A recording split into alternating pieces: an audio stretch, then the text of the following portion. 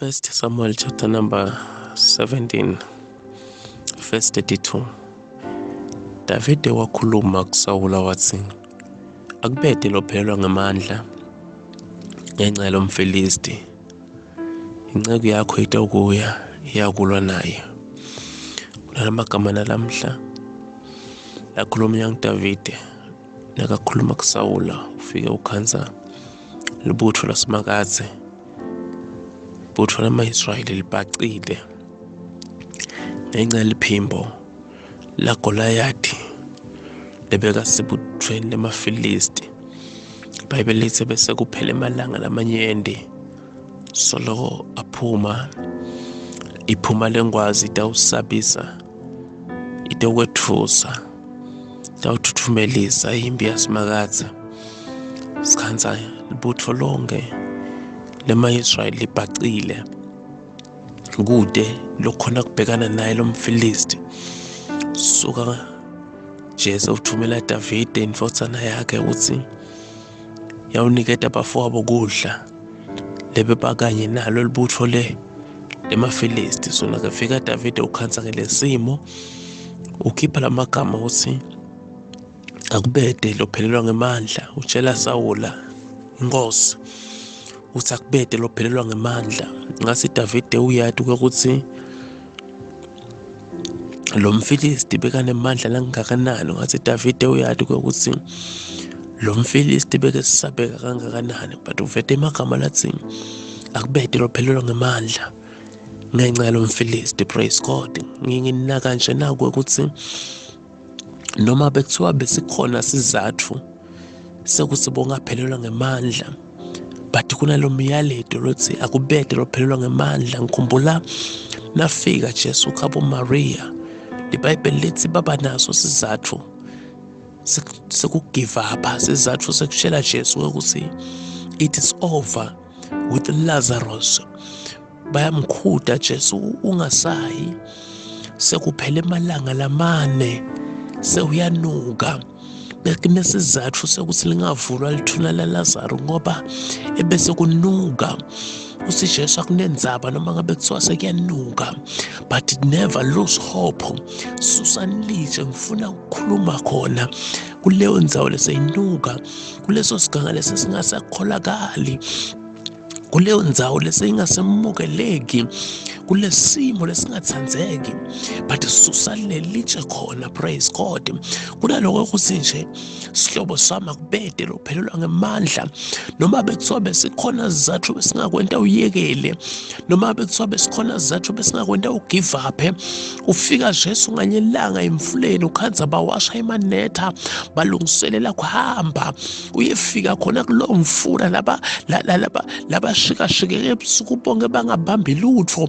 Uthi Jesu wehliselene amanetha ekujuleni ePetro, khona the same river labadwebe khona ebusuku bangabambi, beyikhona ipossibility yokubamba, but badweba bangabambi lutho. Ufika Jesu uyafundzisa uthi waphonsweni ekujuleni lamanetha nibambe. Praise God.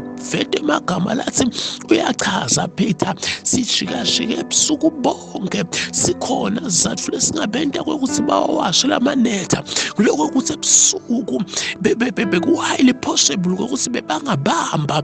Kukunaloko ukuthi emini sekathi Jesu abawafake lamanetha.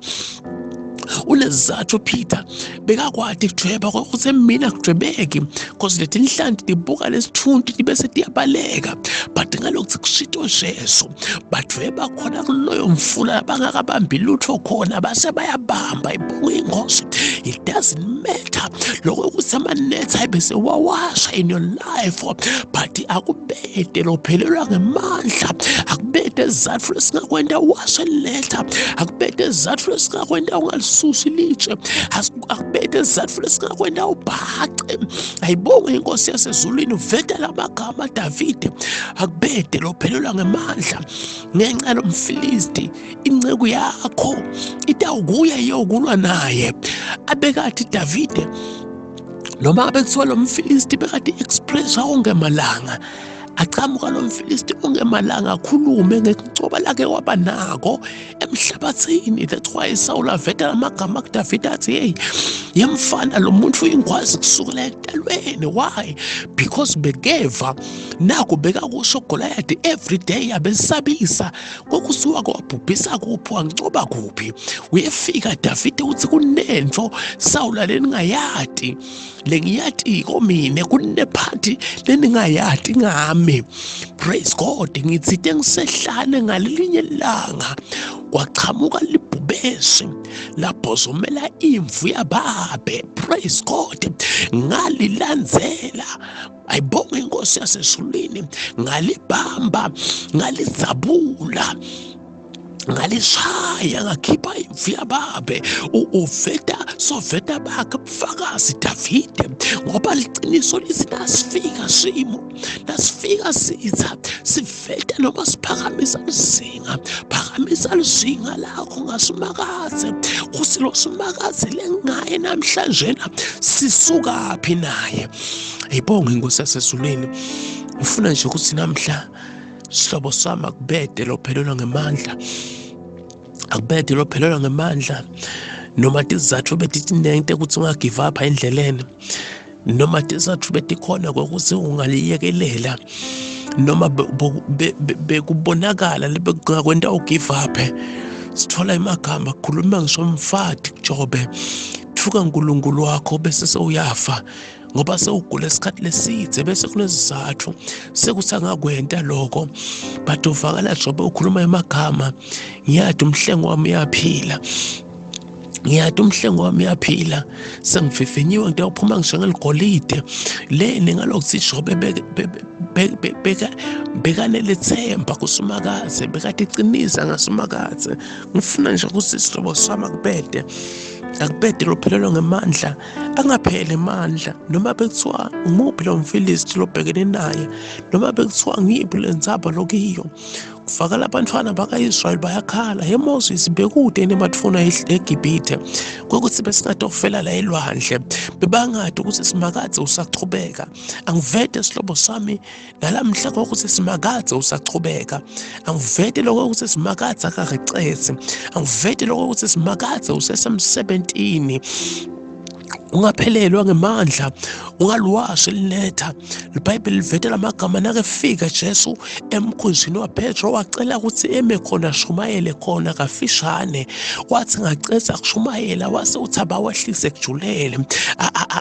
Angivede lokho ukuthi usawasha lamanetha, usalungela kuhamba. No sihlobo sami, ungahambi, usatawucetha Jesu kushumayela, abese ukhipha i-order kuyacala kuyabanjwa amadoda setawubamba.